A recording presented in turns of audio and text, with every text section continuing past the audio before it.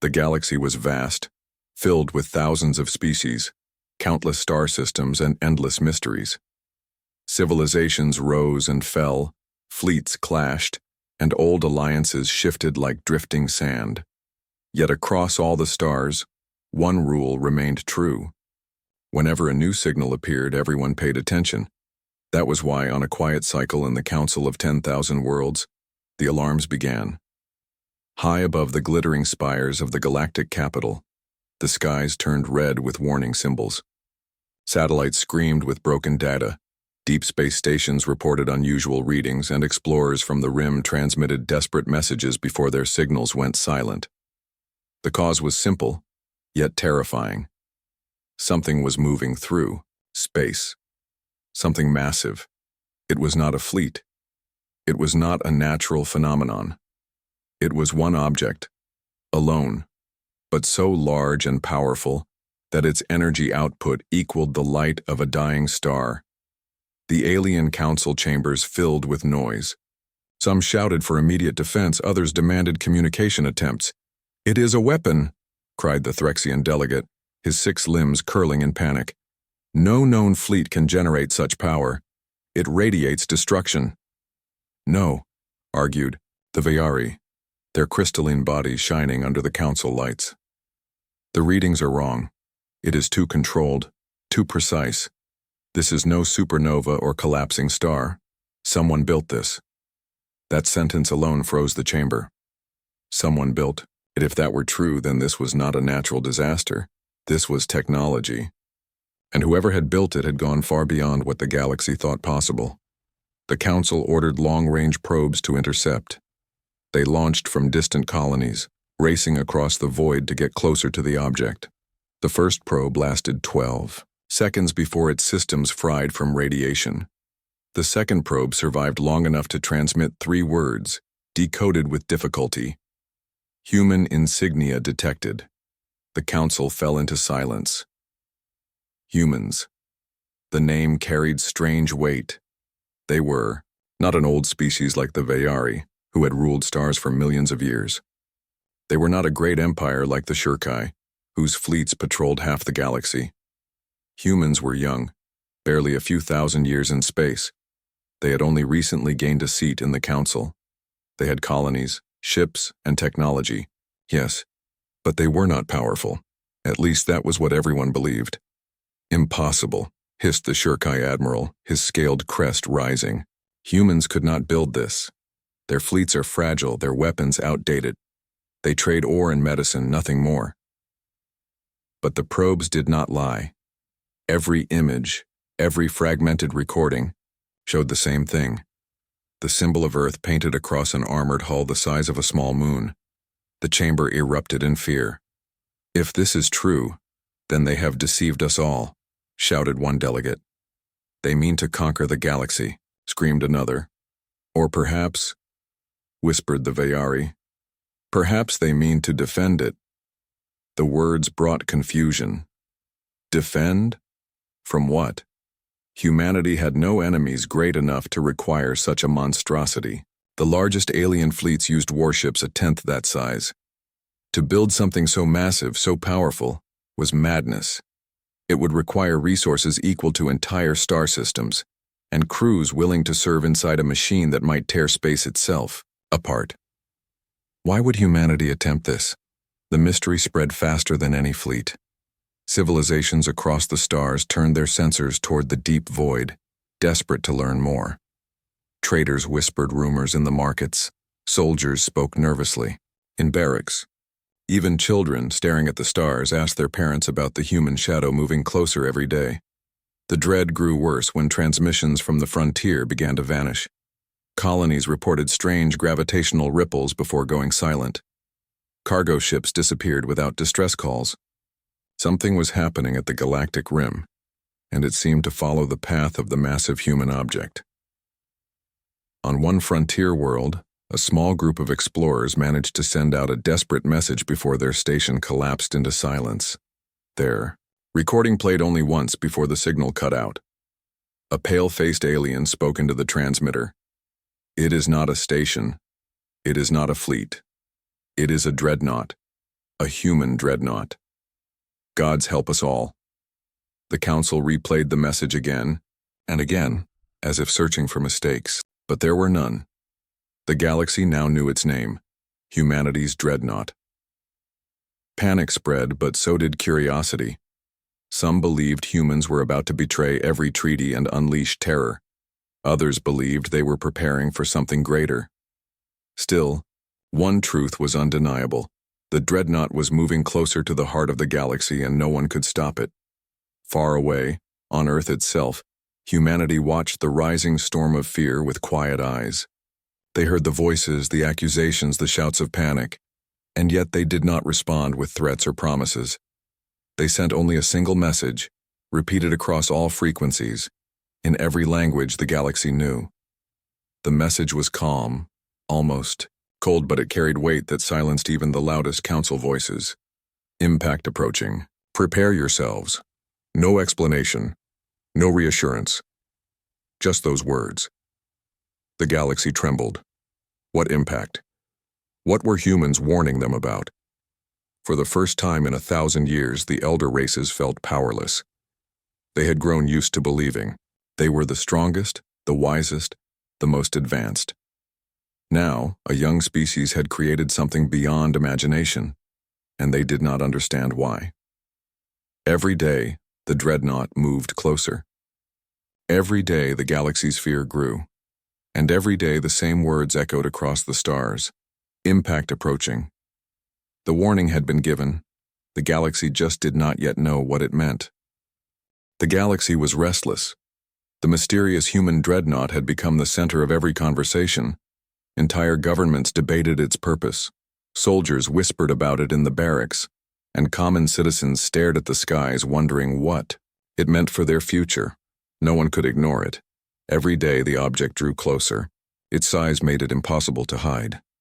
Its engines disturbed nearby stars, creating ripples across gravity fields. Asteroids shifted out of orbit, comets shattered, and entire moons shook apart just from passing near its wake. The galaxy had never seen such a machine. Alien leaders demanded answers from humanity. Countless messages were sent.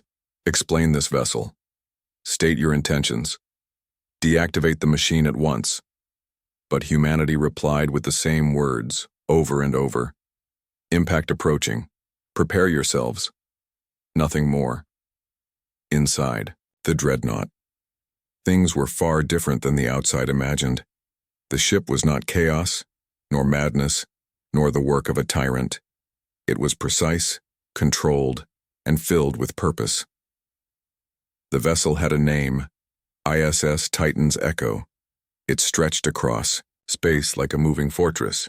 Its hull was layered in black metal, reinforced by alloys unknown to the rest of the galaxy. The outer plating could withstand the pressure of collapsing stars. Entire cities could fit inside its cargo bays. Generators as tall as mountains roared. Deep within, their power enough to light thousands of worlds. And yet the crew inside moved calmly, like sailors on an old ship.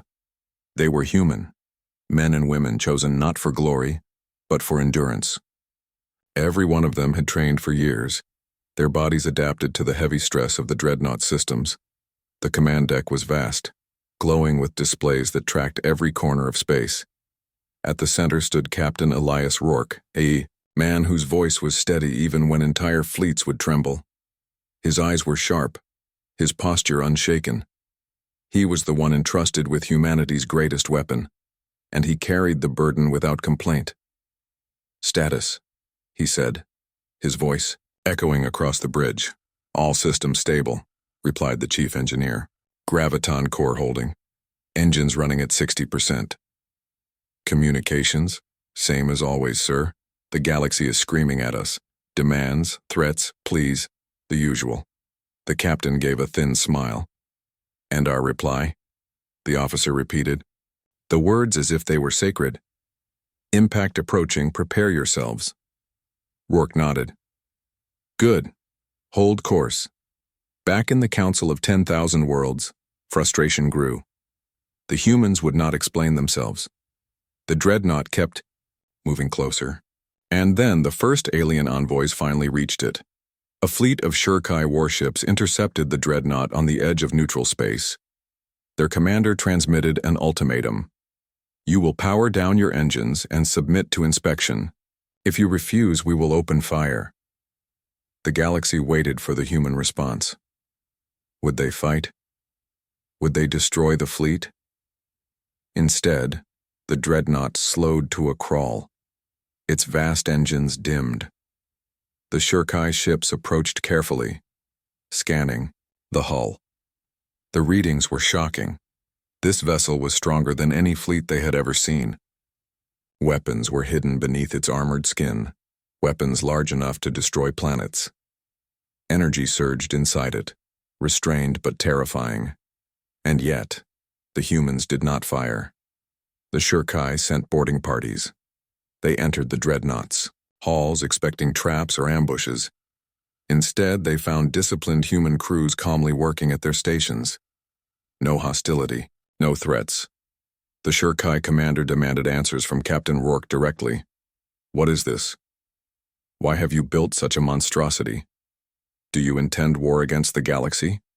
Rourke stood silent for a moment. His eyes were hard, but his tone was calm. This vessel was not built for war against you, he said. It was built for something worse. The alien commander pressed him for details, but Rourke said no more. The Scifi grew angry, but they could not deny what they saw. The Dreadnought did not attack. It only continued its path, silent and unstoppable. When the boarding parties returned to their fleet, they were shaken. They had seen no madness, no cruelty, only humans preparing for something they refused to explain. The Scifi warships did not fire. They turned away, carrying their unease back to the council. Meanwhile, rumors spread faster than light. Traitors swore the humans had discovered a new enemy beyond the rim. Others claimed the Dreadnought was powered by a captured star. Some said its weapons could shatter black holes, others that it carried soldiers who no longer feared death. None of it was confirmed, but fear did not need confirmation. The galaxy's people began to panic. Refugees fled border worlds, fleets scrambled to prepare defenses. Old rivalries sparked again, each species afraid the humans might use their Dreadnought as the ultimate weapon of conquest. And still, the humans said nothing except, "Impact approaching. Prepare yourselves." But the truth of the Dreadnought was deeper. Humanity had not built the Titan's Echo for conquest. They had not built it for fear. They had built it because of what they had seen. Decades earlier, human explorers on the edge of the galaxy had encountered something strange, fractures in space itself, holes that pulsed with dark energy. At first they thought it was natural, but then came the signals, strange, broken transmissions, faint echoes of something alive, and then the disappearances began. Ships gone without a trace, stations left hollow, colonies swallowed by silence. Humanity had learned the truth before the rest of the galaxy. Something was coming, something vast, something that consumed everything in its path. The galaxy had forgotten the ancient warnings. Humanity had not. So, they built the Dreadnought. Not because they wanted war, but because they knew it was the only chance of survival. The Titan's Echo was a shield, a fortress and a weapon combined, a last stand against the storm that was approaching. The other species would not understand. Not yet. But they would soon. The Dreadnought continued its slow journey through space, casting a shadow larger than moons. Alien fleets watched from a distance, unwilling to attack, too afraid to approach. Inside, the crew of humans worked without fear. They trained, repaired, and maintained the ship's massive systems. They were not warriors seeking glory. They were guardians preparing for a battle no one else believed in. And on the command deck, Captain Rourke stood before the viewing glass, staring at the endless stars. His voice was quiet, but every crew member heard him. "They don't understand," he said. "They think we built this to frighten them. They think we want war. But they'll see the truth soon enough." He looked at the stars, and his voice hardened. "When impact comes, we'll be ready." The galaxy had never felt such fear. From the outer rim to the core systems, alarms rang. Fleets scrambled, and millions of voices whispered the same question. What is humanity preparing for? The Dreadnought moved steadily forward, silent, yet unstoppable. Alien fleets tried to follow, to intercept, to communicate, but the humans ignored them. Captain Elias Rourke knew what they could not see yet. The real threat was coming from beyond the edge of known space. It began with strange rifts appearing near distant stars. They were not natural anomalies. Space twisted strangely, light bent unnaturally, and gravity fluctuated without warning. Scouts sent to investigate did not return. Signals from nearby colonies were garbled, sometimes ending with a single chilling phrase, "It is awake." The galaxy panicked. The Council of 10,000 Worlds gathered once again. Every species was represented: Veyari diplomats, Shurkai admirals, Threxian generals, and countless others. They debated endlessly about the meaning of the rifts, each fearing the worst. "It is a warning," said one elder Veyari. "We have angered something old, something beyond our understanding." "Or a weapon," argued a Shurkai admiral.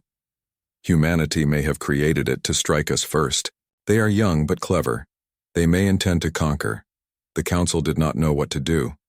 Fleets could be mobilized, sure, but against what? The humans seemed the only ones who had a plan, and their plan was silence. Meanwhile, at the galactic rim, the first true signs of the threat appeared. Entire star systems vanished. Planets exploded without warning. Alien fleets sent to investigate found only fragments, drifting in space. Nothing survived. It was as if a massive, unseen predator consumed everything in its path. The humans called it the Void Swarm. Captain Rourke observed the readings with grim determination. Billions of drones, mechanical and alive in ways that defied biology, moved, together like a single mind. They consumed energy, matter, and even light, leaving only void in their wake. No weapon the galaxy possessed could stop them. Human fleets were dispatched to support frontier colonies, but the Void Swarm was faster. Entire fleets were wiped out within hours. The reports sent back to the council were horrifying. "They are machines," one survivor whispered, "but not ordinary machines. They think, they adapt, they destroy everything." In response, humanity did not panic. The Titan's Echo moved closer to the edge of the swarm's path. Its graviton engines pulsed softly, creating subtle ripples, in space that only the humans could calculate. To any alien watching, it seemed like a simple, slow approach, but Rourke knew it was far from simple. The Dreadnought's massive sensors scanned the Void Swarm in real time, mapping weaknesses no one else could detect. Every crew member inside worked with perfect precision. Pilots calibrated microthrusters to compensate for gravitational distortions. Engineers fed energy into shields while simultaneously preparing the main weapon. Soldiers stood ready, trained, for missions that would push them beyond fear, beyond pain. And yet, the humans remained calm. They had faced death before. They had survived worse. They knew what was coming, and they would not falter. The first contact was devastating. A scouting fleet of alien warships approached the rift. They reported seeing a wave of drones moving faster than thought possible, consuming every ship in minutes. When the fleet tried to fire, the drones adapted instantly. Shields melted, weapons overloaded. Entire squadrons vanished in the blink of an eye. The news spread like wildfire. The galaxy was unprepared. Fleets turned back in terror, retreating from a foe they could not fight. Panic erupted among civilian worlds. Evacuations began, though the swarm often reached colonies before ships could leave. And all the while, the Titan's Echo advanced. The first aliens to observe it directly were stunned. Its size alone made it impossible to ignore. But it was not just the size, it was the presence. Its graviton fields, engines, and weapons created distortions in space itself. The Void Swarm approached, yet the humans did not hesitate. Instead, the Dreadnought seemed to welcome the swarm, as if it had been waiting for this moment. Alien observers whispered among themselves. They built that ship for this. They knew it would come. No one had dared think that a young species like humanity could predict the return of such a dangerous entity. And yet, they had. Inside the Dreadnought, preparations were meticulous. Captain Rourke moved from station to station, checking each system personally. "Status," he said to the weapons officer. "Main graviton arrays at 95%, sir. Secondary shields holding steady." "Weapons ready," replied the officer, voice tight but steady. Rourke nodded. "Good. Keep them steady. This is where we test everything we've trained for. When they come, we do not flinch. We do not retreat." Engineers and pilots worked like a single organism, coordinated with precision that no alien fleet could imagine. Every calculation, every maneuver, every energy pulse was prepared in advance. The humans had studied the Void Swarm for years. They had learned its patterns, its weaknesses, its speed. They knew how to strike. And yet, even the humans felt the tension. They could see the swarm approaching on long-range sensors. A black wave stretching across light years. Its sheer size was unimaginable. Millions of drones, each capable of independent thought and adaptation, moving as one. "They are coming," whispered one young crew member. "Yes," Rourke said, voice firm, "and they will regret it." The first collision was near a small human colony at the rim. The Void Swarm reached the system before reinforcements could arrive. Satellites fell, stations exploded, and ships were torn apart in minutes. Civilians fled, guided by automated evacuation protocols. The swarm consumed the planet's outer shell in a matter of hours, leaving only molten core fragments drifting in space. And then the Titan's echo arrived. From the outside, it appeared as if a single mountain had emerged from the void, blocking the swarm's path. Energy fields flared, creating protective barriers around nearby colonies. Drones collided with shields and were thrown apart, shredded by energy pulses. But the Dreadnought did not stop. It moved forward, calculating every strike, countering every advance. Alien observers could only watch in awe. Fleets that had fled returned cautiously, unable to comprehend what they were witnessing. This was not just a warship. It was a force of nature, a machine designed not to fight a single enemy, but to stand against an entire storm. The humans inside knew the battle was far from over. The Void Swarm was relentless. It would adapt. It would strike again and again. But they had prepared. They had trained. They had built the Titan's echo for this moment. The void at the edge of known space was alive with motion. Millions of drones moved together like a single mind, black and metallic, stretching across the system like a tide of death. The alien fleets that had attempted to hold their ground were gone, obliterated within hours. Only the Titan's echo remained. Captain Elias Rourke stood on the command deck, his hands resting lightly on the console. His crew moved around him with calm precision, ready for what was coming. The humans had trained for decades for this moment. Every sensor, every weapon, every shield had been calibrated for the approach of the Void Swarm. "This is it," Rourke said quietly. "The moment we were built for. Hold steady. Fire only when needed." The Dreadnought's hull glowed faintly as energy systems surged to maximum output. Its massive graviton arrays prepared to bend space itself. Deep inside the main weapon, a graviton lance, powered up, its light growing brighter with each second. Outside, the swarm advanced. Drones collided with one another, moving in perfect coordination. They adapted instantly to every signal, every pulse, every minor disruption. They had no fear, no hesitation, and no mercy. Entire star systems had already fallen to them, but humanity was not afraid. The first wave struck. Tens of thousands of drones slammed into the Titan's echo, attempting to latch onto the hull, tear it apart, or sabotage its systems. The Dreadnought's shields flared to life, pushing them back in pulses of raw energy. Sparks flew as some drones tried to pierce the armor, but the plating held. "Shields at maximum, sir," shouted the officer. "Good," Rourke replied. "Prepare the lance. Wait for my mark." The drones were relentless. They swarmed faster than anyone could track. But the humans had predicted every pattern. Micro-pulses of graviton energy tore through clusters of drones. Explosions erupted, black pieces of metal drifting lifelessly into space, yet the swarm adapted, forming new formations, testing the shields, probing for weakness. It was intelligent and terrifyingly fast. Rourke's eyes never left the main screen. He saw a moment, a single split second when the swarm's formation created a vulnerability, a dense cluster that would allow a precise strike to cut through the center. Now, he said. The main cannon fired. The graviton lance pierced space itself, folding a thin line of reality into a spear of unimaginable force. It struck the heart of the swarm like a blade cutting through water. Millions of drones were annihilated instantly. The shockwave rippled through the swarm, breaking formations and causing chaos. Alien observers gasped. No weapon in the galaxy had ever demonstrated such raw destructive power. Entire fleets that had fled returned cautiously, watching from a safe distance. They could not comprehend how a single ship could strike down millions of drones at once. But the battle was far from over. The swarm adjusted. It sent its core forward, a massive world-sized construct surrounded by millions of drones.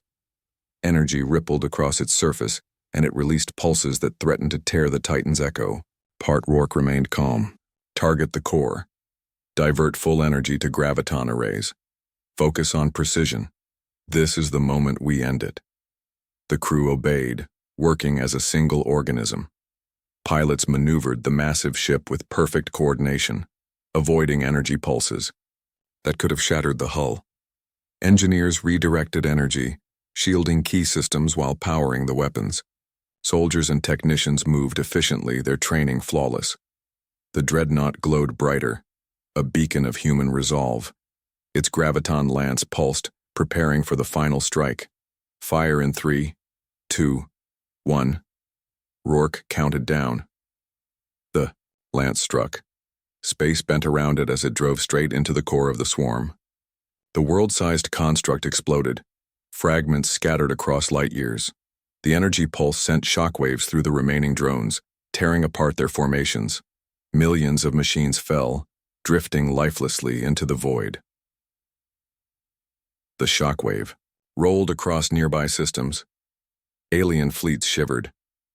Some species realized that no force they had ever built could hope to match this. The humans had done what no elder race could, yet the Titan's echo did not stop. It continued to move forward, scanning, analyzing, and striking with precision. The swarm still had numbers, but without its central core, coordination faltered. The humans struck again and again, pulse after pulse, destroying clusters of drones with mechanical and mathematical perfection. Alien observers began to whisper across fleets. They are not just powerful, they are unstoppable. Even the Veyari, who had always claimed superiority in the galaxy, stared at the readings in disbelief. The young humans, barely a century in galactic affairs, had outmatched an ancient, terrifying enemy. Inside the Dreadnought, the crew remained focused. There was no joy, no arrogance. Every human knew the cost of failure. The Void Swarm could adapt, evolve, and return stronger. The battle was brutal, exhausting, and relentless. Yet every crew member continued their duty, their discipline unbroken. Captain Rourke looked at the main screen, calculating the final approach. He saw one last concentration of drones, tens of millions, moving together to reform around what remained of their central core. This was the final chance. Humanity had trained for this moment for decades. They would not fail. Bring the lance. Online. All energy to shields. Prepare for the final strike. The Dreadnought vibrated as the graviton arrays reached full capacity. The hull glowed, the engines pulsed, and the entire machine seemed alive. Then Rourke gave the order. Now. The graviton lance fired. Space itself screamed as the spear of folded reality tore through the swarm's heart. Entire formations disintegrated. Instantly. Millions of drones were obliterated. The remaining fragments scattered across the system, powerless. A stunned silence followed. Alien fleets drifted in shock, unable to comprehend what they had just witnessed. Humanity, a young species that no one had taken seriously, had destroyed a force that had terrified the galaxy. The Titan's Echo floated in the center of the void, scarred but intact. Its shields flickered, engines hummed, and the main cannon, cooled from the tremendous discharge. Inside, the humans breathed, checked systems, and quietly began repairs. Captain Rourke finally spoke, his voice calm but firm. "Status? All systems stable, sir. Minimal damage," reported the chief engineer. Rourke nodded. "Good. Prepare for return. We did what we had to do. The galaxy knows now. Humanity is not to be underestimated.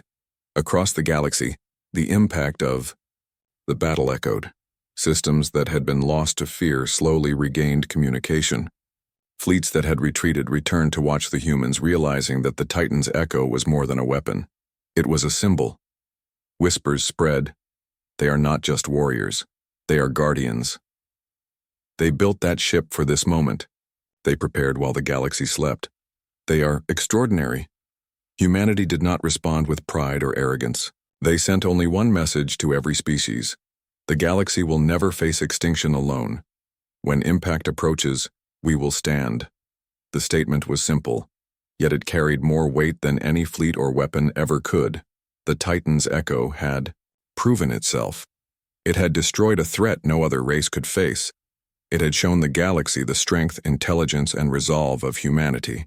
And it had left a message clear to all: underestimate humans at your own risk. The galaxy was quiet. It was not the calm of peace, but the stillness of disbelief. The void swarm, the machine horde that had consumed star systems and fleets without mercy, was gone. Scattered fragments drifted across light years, lifeless and inert. And at the center of it all floated the Titan's Echo, humanity's dreadnought, scarred but unbroken. Its hull glowed faintly from the energy of the final strike. Graviton arrays hummed softly. Engines cooled, and the crew moved with calm precision, checking systems and ensuring stability. Captain Elias Rourke stood on the command deck, watching the void. His voice was quiet, yet carried the weight of victory. "Damage. Reports?" "All minimal, sir," replied the chief engineer. "Hull integrity stable, no breaches. Weapons and shields functional." "Good," Rourke said. He paused, looking at the stars that had been the battlefield. "We've done what we came to do. The galaxy will remember this." The Council of 10,000 Worlds convened immediately. This time, the discussion was not about fear, suspicion, or threats. It was about awe. The elder species spoke in whispers. Even the Veyari, proud and ancient, admitted they had underestimated humanity. The Shurkai, who had once mocked humans, as insignificant traders, now called them unmatched strategists and warriors. The Threxians, who had feared war, now bowed to the precision and discipline of human crews. A message was sent to Earth, not from humans, but from the galaxy itself. Congratulations, recognition, and most importantly, respect. The humans did not celebrate loudly. They did not claim conquest or glory. They had never intended to. The Titan's Echo had been built for survival, not pride. It had been humanity's shield, humanity's voice, humanity's promise to the galaxy. And now the galaxy knew humanity's truth. Humans were not merely survivors. They were guardians. On Earth, celebrations were muted but heartfelt. Families watched the news reports with pride, seeing images of the Titan's Echo floating among the stars. Scientists analyzed data, soldiers trained for the next possible encounter, and leaders planned for the future. Humanity had survived what no one else could. Humanity had fought the impossible and won. The young and old alike felt a new sense of unity. Across Earth, messages were broadcast to colonies and fleets. We face the galaxy together. We survive together. We stand together. The Titan's Echo was a symbol, yes, but more importantly, it was a reminder. Humanity had reached far beyond fear, beyond limitation, and beyond expectation. Alien fleets that had observed the battle now approached cautiously. They came not as enemies, but as witnesses. Delegates boarded the Titan's Echo, their technology, unable to match the systems inside, their curiosity overpowering caution. They found humans disciplined, organized, and calm. They found no arrogance, no cruelty, no desire for domination. Instead, they found purpose, foresight, and a clear sense of responsibility. A Vayari diplomat spoke quietly to one of the crew. You did what no species could, and yet you ask for nothing in return. Why? A young human officer smiled. Because it is the right thing. We protect life, not to gain power, but because it matters. The diplomat paused, struggling to comprehend. Your species is extraordinary.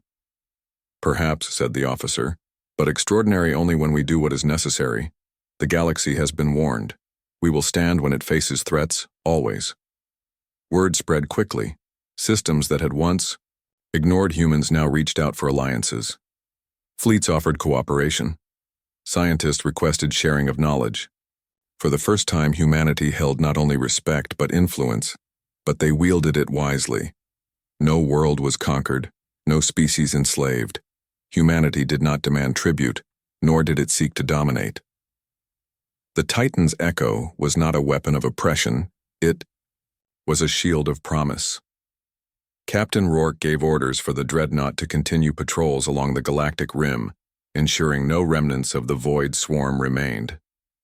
It was a quiet vigilance, a reminder that humanity would not abandon its duty. Impact may come again, Rourke said to his crew. If it does, we will be ready. Always. The galaxy changed after that day. Species that had once fought endlessly now paused, knowing that young humanity had proven a truth they could not deny.